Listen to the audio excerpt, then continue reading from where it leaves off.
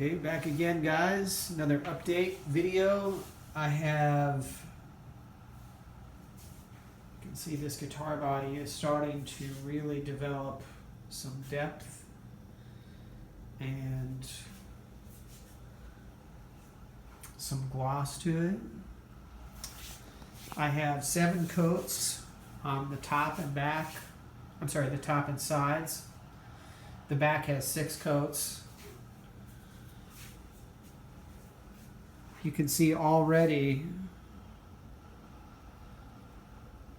this finish is starting to develop luster and reflective mirror-like quality in places. It's just beautiful. So it's going pretty well so far. I haven't had any major snafus, praise God. There are a couple scratches that appeared on the back. I'm not sure if they're those ones I kept trying to sand out that have reared up again now that there's a finish on it, or if it's an early stage of wet sanding where I got some witness lines. But they're not, there's a couple places they're not terrible, and they're on the back. So if I have to have boo-boos, I'd rather have them on the back. But as you can see, it's looking pretty nice. Now, I still probably am going to put about another 20 to 25 coats on this. So if it's looking this good now, you can imagine how much more depth and luster and color it's going to have when I'm finished. So try and get some close-ups here. You can really see everything just pops out.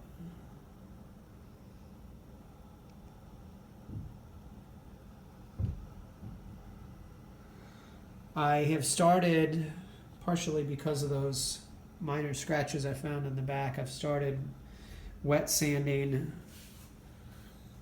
if needed, every coat. So I run my hand over it after it's dry.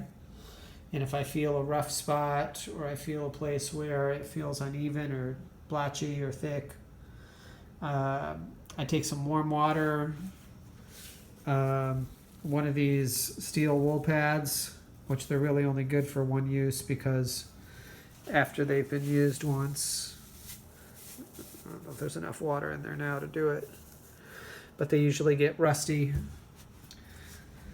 But I take some dish soap and warm water, one of those pads, and just kind of gently, very gently, in kind of a circular motion, actually more of a back and forth motion, I just kind of gently wet sand. I've been lucky, and this is, I have a package here somewhere. I got this stuff at Home Depot. This is grade 40. Steel wool. Now, the one recommended for sanding between coats is actually 000, but I really wanted to make sure that I didn't run into witness lines if I could help it, so I went with the 40, which is really more of a buffing and rubbing out grade of steel wool, and I've had pretty good results with it so far. I mean, this is getting to be, this is looking better than the one I did a few years ago already. It's just getting like glass.